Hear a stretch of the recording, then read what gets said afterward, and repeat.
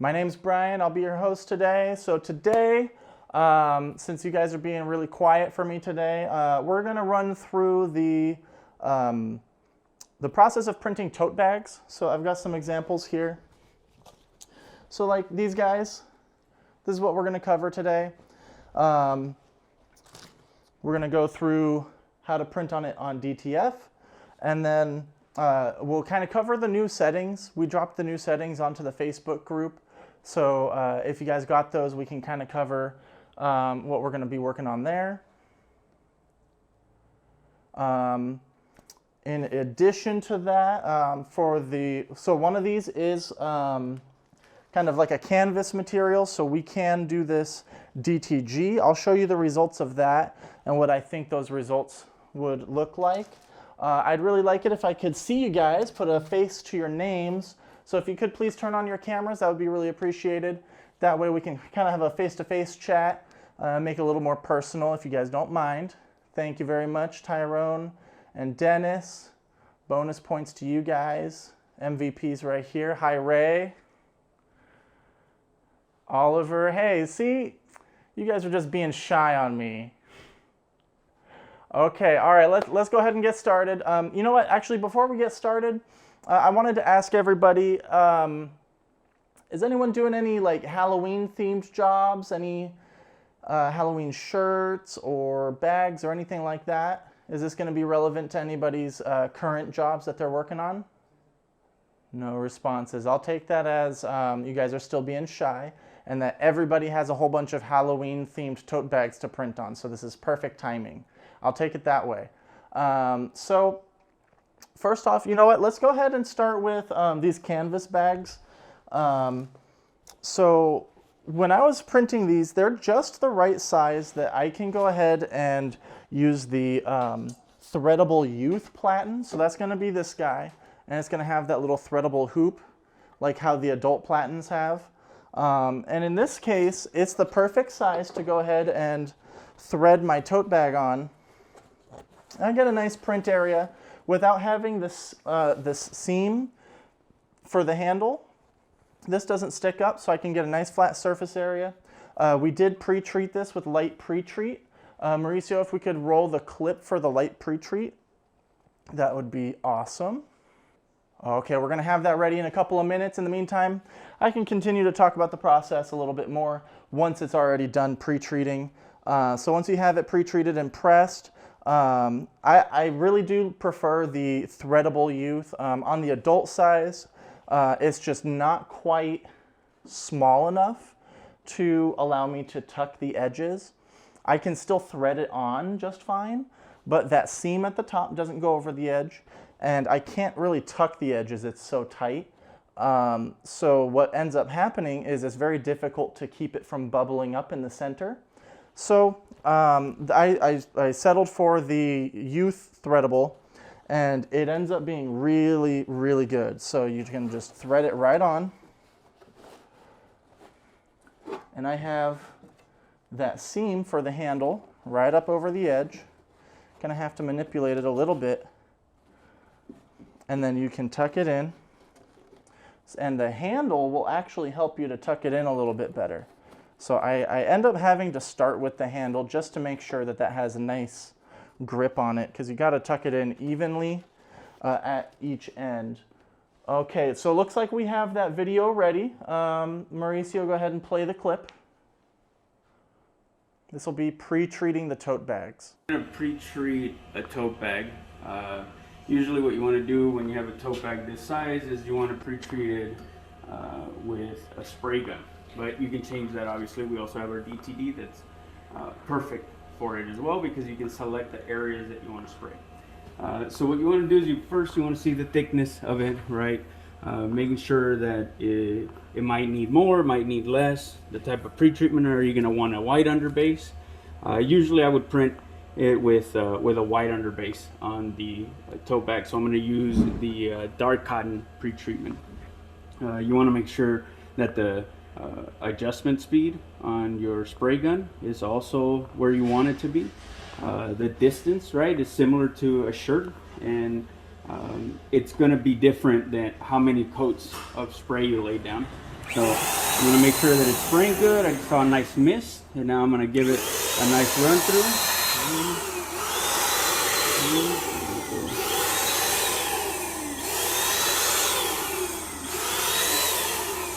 Give it another pass.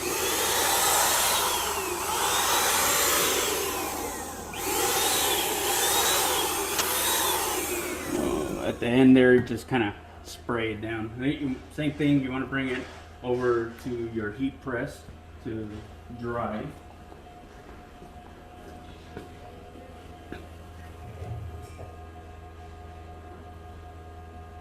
Find the best way to adjust your tote bag to dry it.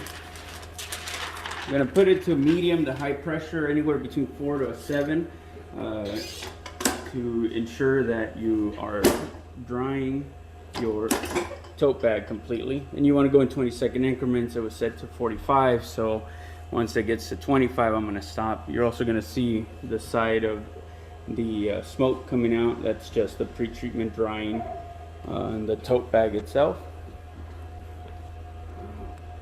Once we hit 25, we want to flip it over and dry it.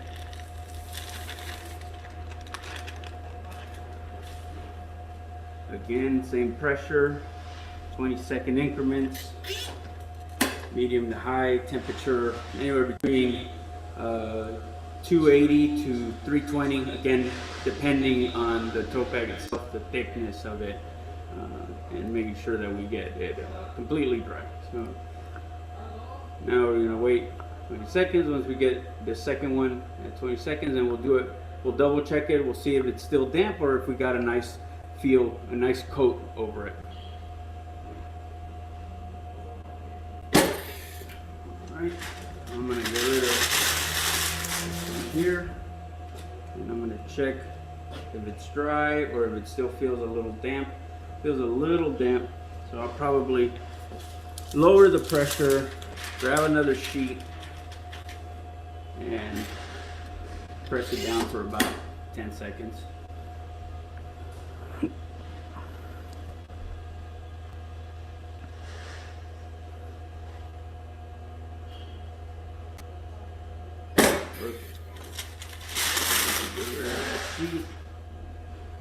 Give it a nice little feel to it. Now it's nice and dry, and that's how you would pre-treat it with a spray gun. And it's pretty much the way you would want to pre-treat your tote bags, is usually manually. Gives you better control of the areas. Are usually smaller, so your aim is better. But obviously that's what the DTD is made for. So if you follow me over here, you can see that when you're ready to pre-treat your tote bag, you can lay it down the long way or the short way. Make sure that we cover it as best as possible. Alright, so I would dry it like so, put it back in, and then you also want to make sure that you measure your areas back here of where it not to spray, right? So want to turn on your pre-treater. What you want to do is you want to make sure that you adjust it, right? So we want to make sure that we remove the bottom half so that your tote bag doesn't get, that your table doesn't get sprayed.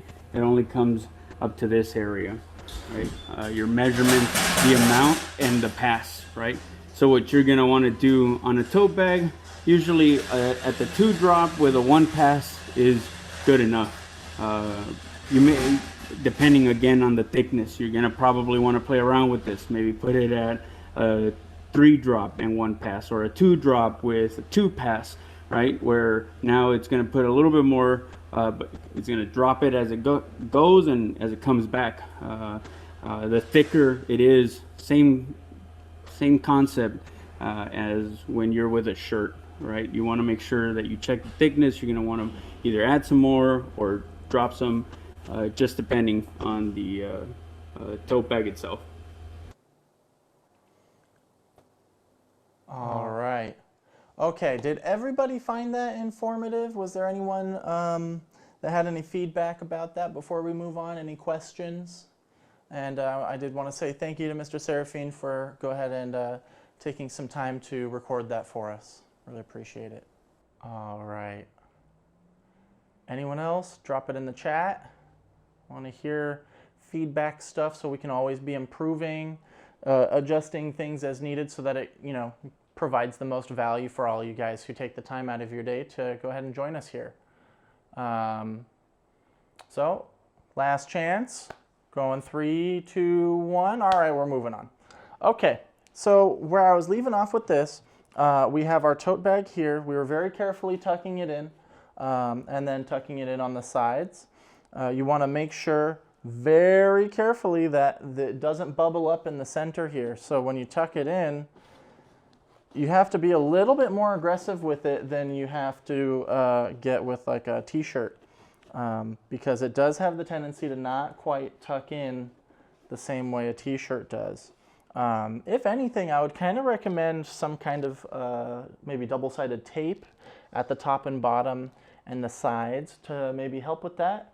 But that would be kind of a personal choice. You guys do what you got to do to make it work. Personally, I really like how the direct-to-film turned out. It ended up being a lot easier on these kinds of applications, and I'm really happy with the results. So I'm going to show you some samples that I did earlier today on a couple of different bags, and then I'll show you how they turned out on the DTG. So here's our DTG with the process I just showed you right now, standard dark cotton settings. I think it's looking pretty good. Got a little Halloween theme to the graphic. And then on the flip side, we have the direct-to-film. Not a huge difference. It's going to end up being more of a personal preference as far as process goes. So we're going to show you some other ones that we've got here. So we've got these kind of drawstring tote bags. So this one's like a crispy kind of plastic. Not sure what the material is. There's no tag on these. I would expect maybe like some kind of plastic polymer nylon type material. Not really too sure. The only issue that I ran into with these that I want you guys to be aware of, they do have these little grommets at the bottom for the straps, and for those you want to make sure that's over the edge of the heat press, because I'm not sure if it'll come through on the camera, but right here at the top of the text it kind of warped because it didn't have a very good pressure when I was doing the direct-to-film onto this. So do be aware of that. You want to make sure those grommets go over the edge so you can get a nice even pressure onto your print. Otherwise, the print will still adhere, but it'll be kind of deformed. Ultimately, it still looks good. I'm happy with the end result, but I would do that differently for the next one. And I'll show you some other tricks for this stuff as well. So these ones are kind of like what I would expect you guys to maybe be printing on for candy bags for Halloween, stuff like that. So it's like a kind of like a porous plastic type material. And just to clarify, Carolyn, that we did the direct-to-film onto that one. That one wasn't DTG. So we did print on the film and then transferred it onto the drawstring bag. So just to clarify there. And then same thing with this one. I think this one is like a polyester type material. I've printed these in the past, and I can tell you that the process in which you can get a good print on DTG onto this type of material is going to be a lot more time consuming than doing the direct-to-film. Basically, you would end up needing to use a roller and roll on some dark polyester pretreat, and then basically do a hover dry. Otherwise, it'll kind of discolor and it could crystallize very easily in my experience. So I would just recommend for anything but the canvas bags, so these kind of polyester, plasticky type bags go ahead and do the direct to film and you'll get very good results. So let's move on. Let's go ahead and go over some of the new direct to film settings. I know that's another thing that everyone was really excited about, is that we released those new settings that I've kind of been alluding to over the last couple of weeks. So we did finally get clearance from our QA team that those were ready for release. So in the software, can I see a show in the comments how many people actually got the new environments out of the Facebook group? Or how many people have the new direct-to-film environments in general? You can either do the raise hand function or you can drop a comment in the chat, but I would like to hear from everyone if possible. Okay, not Carolyn. Carolyn, are you doing any direct-to-film? Dallas, same thing. Have you gotten onto the direct-to-film bandwagon yet?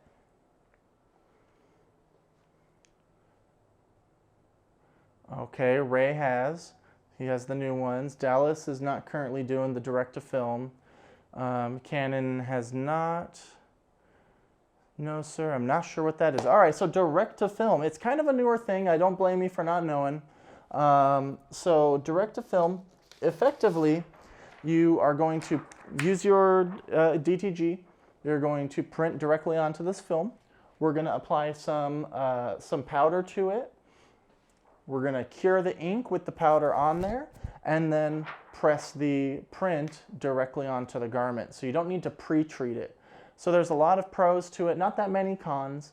It ends up being the most efficient for you if you're going to do a whole bunch of smaller prints, and you can tile them all over the sheet, cut it out and press it onto the garments. You'll save a lot of time, a lot of effort that way. So that's where it's going to be the most efficient. For larger prints like this, mainly it's for the types of things that are difficult to pre-treat. Tyrone, you got a question? I hit it by accident. Yeah, no worries. How's everything going? It's going good. I know if I was, you said I could take my DTG and print on some film, and then I can transfer it over to Tote Bags. That's right. That's right. I did not know that.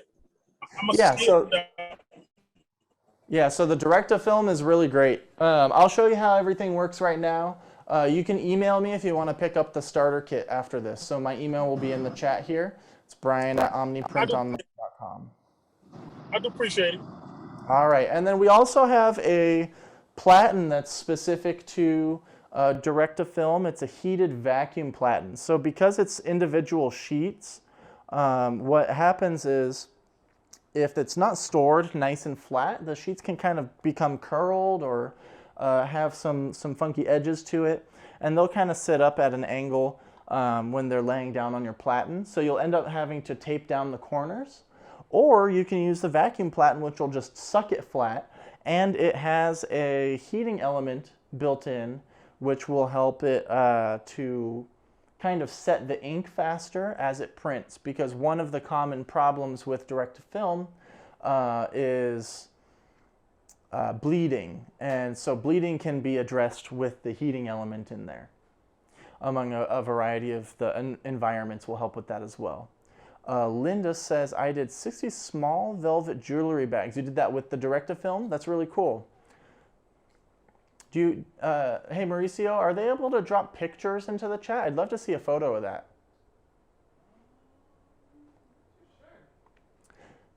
Linda, if you could try dropping a picture into the chat, then I'd really love to see it. Otherwise, you can email it to me. I'll check it out later, if you have a picture of it. Okay, well, we're going to move on in the meantime. So in this case, today, we are going to use the heated vacuum Platen. There's a switch at the back. I'm going to go ahead and turn it on, and that's going to engage the suction. I'm going to position my sheet right there.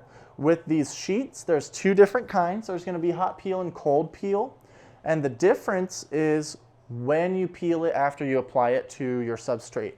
So, so for hot peel, you press it onto the garment, and then as soon as it's done pressing, you're going to peel it right off. With the cold peel, you need to wait for it to cool down to room temperature, and then you can peel it. So personally, I prefer hot peel, especially for live shows like this. It's important that, you know, we get the show on the road, right? But it all ends up being a preference thing. So once we've got our sheet on here, there is a front and a back to it. So one side of the sheets will be glossy, and then the other side will be matte. I'm not confident that the camera will pick it up, but we'll give it a shot. So this is going to be the matte side, and then this, oh yeah, it does catch it. This will be the glossy side. So it's really important you use the matte side when printing, otherwise that ink is just going to leak everywhere, it's not going to transfer right, you're just going to have a variety of problems. If you are doing direct-to-film, I would recommend just adjust the height manually. Down, front to the center, up until it stops, and then stand by. And then we're going to come over to the computer. There's a number of environments that we use. The most common is going to be the DTF Color Garment HQ, which stands for high quality. That's going to be your go-to default environment. All of the other environments that are included are there for troubleshooting purposes. So the new environments do come with a troubleshooting guide, and anything, any kind of problems that you're having should be addressed within that troubleshooting guide. And then there should be an environment to address most of the issues. So we're going to go ahead and set it up with the standard settings. In this case, I'm going to do a nice big print just so we have some time to chat. So we're going to do, let's just do, we can do 10 inches. The sheets are smaller than the adult Platen. So one mistake that I commonly made was I would still set it up like I was on the adult Platen, and my image would be too big and I'd be printing over the edge. So do keep that in mind. Another really important thing is in the direct rip, you do need to click the mirror image button in the QRip window. If you don't mirror the image, when you press it onto your surface, everything's going to be reversed if there's any text. So really, really important you guys keep that in mind. So we don't need to adjust highlight, underbase, color strength, none of that jazz. We are ready to print. So we're going to print our little jack-o'-lantern, headless horseman design for Halloween. Let it rip. There it goes. In the meantime, I want to hear more from you guys. What kind of problems are you guys having? Not necessarily, I'm going to open the lid here. What kind of problems are you guys having? Maybe not necessarily direct-to-film related, but just in general, I'd like to hear where people are getting hung up, see if I can help.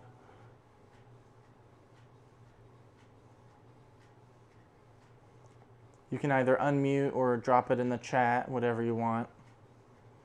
Mario Garcia having issues with white bleeding with black. I would need to see some pictures, but I would expect that that's going to be the highlight that's giving you issues, or your color strength is too high. So try turning off your highlight generator. So you set the highlight generator to none and see if you still get the same issue. If you need the highlight, try just dialing back the highlight percentage that's to the left of the highlight and see if that helps. If that doesn't do the trick and your white isn't that good, you could try decreasing your color strength a little bit. So those would be the things that I would give a shot on that one, Mario and Robert. Anyone else got anything? Hello, how you doing? Hey Dennis, how's it going? All right. Hey, I can't get my wet cap to you know, the plunger part. Yep. I can't get it to circulate right. Okay. First thing I would want you to check is that your waste bottle is completely closed, if that has some air that's able to get in, if it's not completely sealed shut, when you press that plunger, it's not going to build pressure into the bottle. So I would say check that first. Another thing you can check is you can fill up the capping station and then do power and down and see if it drains when you run the pump. I did that. And does it? It won't drain out. No. Okay. How long have you had the printer for? Almost this month might be a year, or next month it'll be a year. Okay. Have you ever replaced the pump on it? No, I haven't. Okay, let's see here. Seems like some, oh, there it goes. My computer's just a little bit slow, it got hung up. Okay, yeah, it may be time to replace the pump. I would say open up a support ticket and CC me on that email. So you would email support@omniprintonline.com and CC Brian at omniprintonline.com. Basically say the same thing that you just told me, and then they should be able to connect you with someone that can help you a little better than I could. Well, I have a ticket already open. Okay. And I guess they have a hard time like trying to catch up with me. You know, I'm not going. Okay. You know, so that's why I'm just feeling like that. Okay.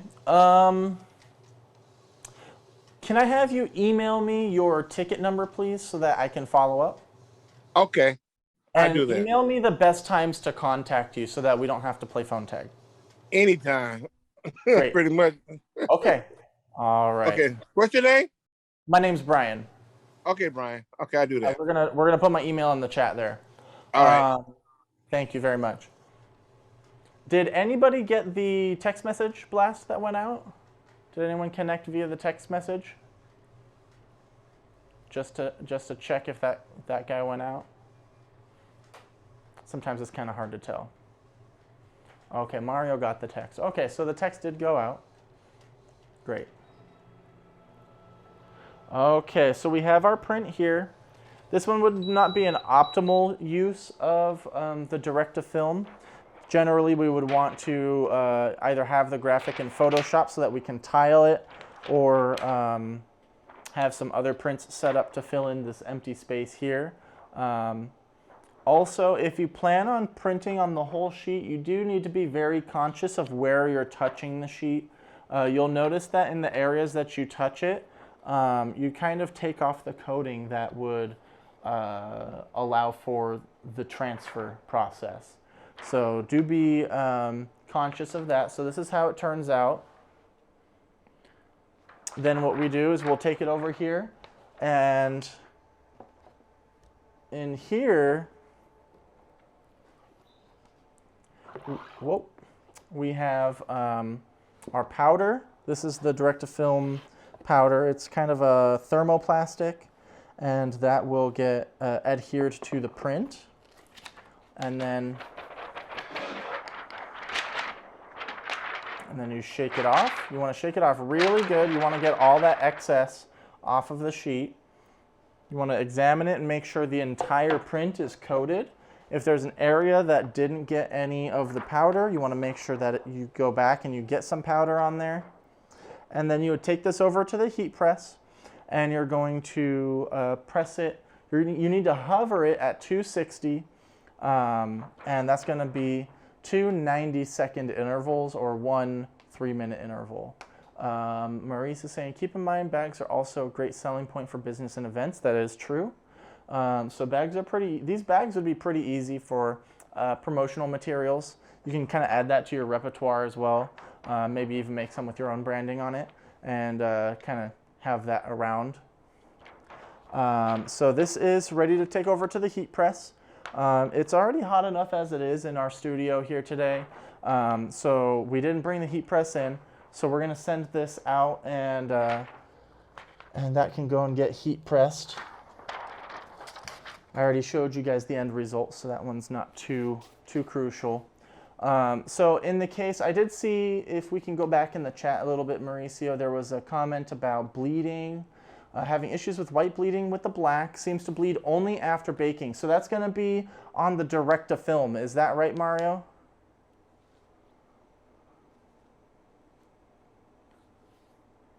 On the direct-to-film is when you're getting the bleeding. Okay, so there's a couple of different things that you can do to address that issue. One easy solution is going to be the heated platen. Do you already have that one, Mario? Actually was just troubleshooting this issue with someone else very recently. So maybe save up for it. We do have these in stock, so whenever you're ready to pick one up, maybe a Christmas present for yourself, Christmas present for your business, it would 100% help with production. You don't have to tape down the corners anymore. Variety of benefits. Anyway, to compensate for the bleeding, we do have a couple of environments that would be perfect for that.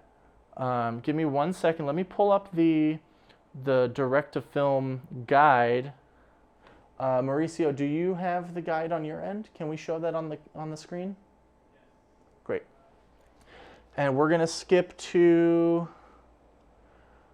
it's going to be page 5.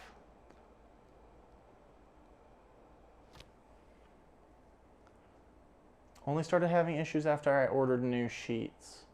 I imagine it's probably more of a humidity thing. The sheets don't really change. But this is the problem that you're describing. If you can they see it already, Mauricio? 1 sec, guys. It's the type of season where humidity is changing a lot. So that does have a big impact on the direct-to-film. Okay, I'm told you guys can see it. So this is the problem that you're describing, right, Mario? It looks like this after you cure the ink on the heat press with the direct-to-film powder on there, right?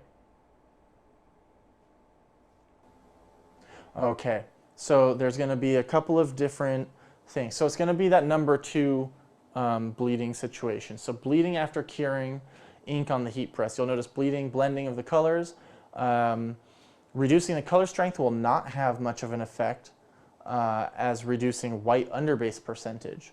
So for bleeding that is minimal, wait 5 to 10 minutes between application of powder and curing ink on the heat press. That can alleviate the problem, although it's not ideal. It can work for edge cases and when dullness of colors is a big concern. Another instance of bleeding is when the ink isn't stirred properly. So when the ink isn't fully agitated in the system, it can have an uneven consistency. So you can, if you have any doubts about that, you can go back, even if you have a plus, you can swirl your white ink and then circulate it and get some fresh ink into there. Do a little bit of priming to get that nice fresh ink through to the head, and then see if you still have any issues with it. Also ensure your platen height is at the proper height for printing on film. You may see overspray, which can be mistaken for bleeding if the platen height is too low. In this case, I don't think that's the problem. So possible solutions would be to use the direct-to-film MQ environment. You could reduce the color strength or the strength of the white underbase. You could turn off the white highlight. I don't think the waiting 5 to 10 minutes is really that practical. Mario's asking, are there new environment settings for DTF? Yeah, so we just dropped it on the Facebook page along with this document that you're seeing on the screen. So if you need me to send those to you directly, you can go ahead and email me and ask for them, and I can get back to you with that. We're going to drop my email in the chat here. Are the DTF settings that came with the starter kit different from what you guys dropped online the other day? Yeah, so these are revised, more detailed documents that we just dropped. So you're going to have a whole lot more options as far as environments. It's not just going to be a black one and a white one, or a dark one and a white one, I should say. So you're going to have a lot more options for a variety of different troubleshooting solutions. And do we need to uninstall the ones that came with the starter kit before we install the new environment? I would recommend doing so. That way there's no confusion. but it'll create its own category folder. So you don't necessarily need to if you just know to go to that folder instead. Okay. And then if you guys have any difficulties installing the environments, you do need to be running it as administrator if you have any issues. Sometimes the computer's permissions aren't really happy with the new environment packages and they won't let you upload them.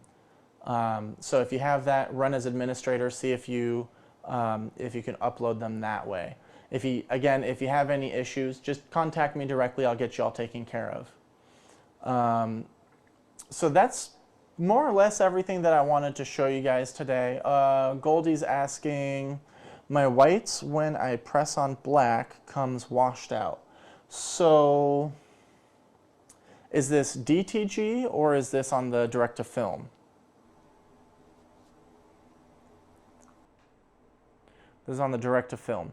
So there was a section about that. So we would want to, one thing that you can try, direct to film Platen, or the heated vacuum Platen will help with that. There should also be a section in that guide about when it fades and how to address that as well. Let's see here, that's gonna be, I think the first one. No, that's banding. Loading environments. Are you using the new environments, Goldie? Okay, let me get you on the new environments and tell me if you have those same issues, because the new environments will be a little bit different, and I would expect it to be improved.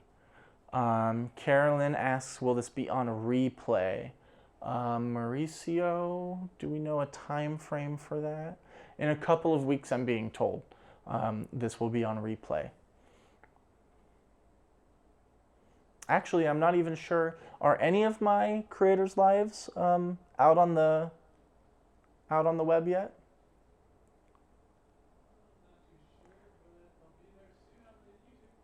Okay, so it'll be up on the YouTube soon. All right, did anyone else have any questions before we wrap it up? I'm at work and missed some of this. Yeah, so just let me know if you have any difficulties with the direct-to-film, Carolyn. We'll get you taken care of. And then if you guys aren't already in the Facebook group, I do want you to go ahead and join it. Main prerequisite is that you're trained and certified. I don't think that would be an issue for anyone who's able to get into our Creators Live sessions. So I would like to see a lot more from you guys in the Facebook group. Wow, I had a hard time with that one. So I would like to see a lot more posts from you guys. Let me see what you're working on. Love to see all the creative applications. Mario's asking, when baking, I keep hearing 260 degrees. I'm not able to melt. That is a great topic. So there is a confusion about the direct-to-film that I really want to clarify and bring up. When you are doing direct-to-film, you do not need to melt the powder. The only situation in which you need to melt the powder is if you need to ship it to someone else to then press onto their garments. Like if you're doing fulfillment for someone else, you would melt the powder so that it's easy to transport and it's not going to get messed up. Apart from that, 260 degrees is only meant to cure the ink, and the powder will melt when you press it for the 25 seconds on the medium high pressure. So I'm really, really happy you brought that up. I totally meant to bring that up. So thank you, Mario. Or is it Mario or Robert that I'm talking to right now? I keep saying Mario, but just in case it's Robert. Okay, cool. Awesome. Okay, any other questions? Ray, you got anything? We recently printed DTF. It's Melody, by the way. Ray's Oh, my okay. husband. So we recently printed some DTF sheets, and we powdered them and we set it aside to press a few days later. Mm-hmm. And I noticed that when we when we went to press them for the 25 seconds, it was kind of gummy, like they were sticking. And so what I ended up doing was pressing them for the 3 minutes at 260. And it seemed to work really well. So I don't know if anyone else has run into that issue. Is there a reason why they were doing that? That's a very good question. I suppose I've never tested that sort of scenario, but because you're bringing it up, I'll test it and I'll bring it up with our team and see if there's any explanation for why that's happening. If you'd like, you can. Just for reference. Beg your pardon? We use the hot peel just so you like Okay. when you're. I always use the hot peel too. That's my preference too. Picard, Stanley, good morning. The team from Tahiti, French Polynesia, Stanley.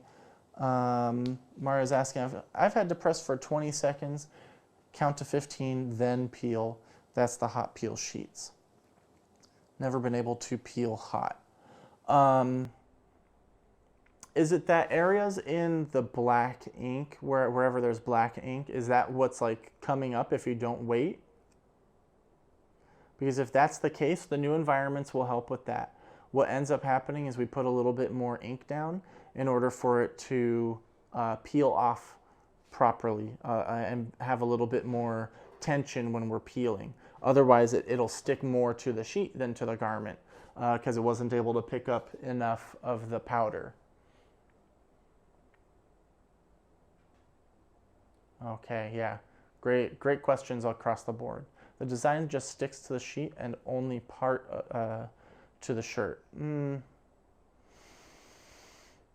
Send me some pictures. That doesn't seem typical. I haven't run into anything that severe, so I would definitely want to help you out with that if you're still getting that problem. Is it a particular design? So we can troubleshoot that a little more in depth.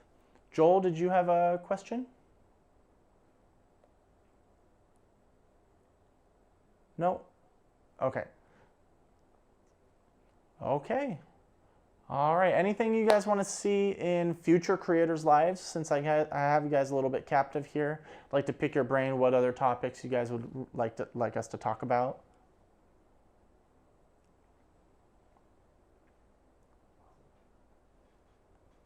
Great. Overwhelming responses. Cool, guys. Great episode. Like to see printing on a variety of garments like sweatshirts. Cool. So that's something that we plan to do in the near future. So I already read your mind on that one, Dallas. Awesome. I think one thing that we're going to shoot for is going to be hats, and we're going to try for shoes at some point. I got to work out the logistics of getting some shoes in so that we can do a demo of that as well.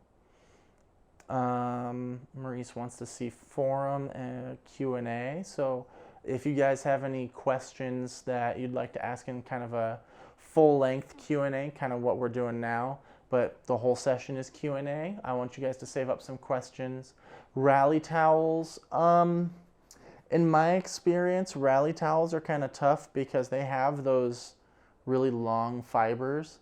So either what's going to happen is you're going to flatten out the fibers in that area and it's not going to feel right, or your print is going to be distorted as soon as those fibers move out of the way if they're not held down by the print. So in my experience, rally towels aren't the greatest to print on unless there's like kind of like a towel side and then kind of a smoother side. I know some of them are like that. If that's the case, you can print on the smoother side for sure. And I would say DTF might be a really good solution for that as well because they're smaller. You can print a whole bunch of the small prints, cut them out, boom, boom, boom. And I would imagine if you're doing rally towels, you're having to do a lot of them. So that might be a good solution for you there. But that's a good one. We might try that in the near future as well. Might mix that in with maybe with the sweatshirts one. Well, awesome. I think we're going to cap it there. You guys have a great rest of your day. Thank you for tuning in. I really appreciate all of you guys tuning in there. So you guys see you next week. Same time, same location. We'll send out, I think we'll try to do another teaser sometime early next week. We'll drop it on the Facebook page. I want to see more people up in the Facebook page. I want to see what you guys are working on. Will you show the bag again? Yes, let's do a recap of the bags. So we've got canvas. So this is how the canvas turned out. This is the direct to film. This is the DTG. We've got this nylon drawstring bag. I think it's nylon. That might not be the correct material, but it's some kind of crispy plastic bag. Just make sure you put the grommets over the edge.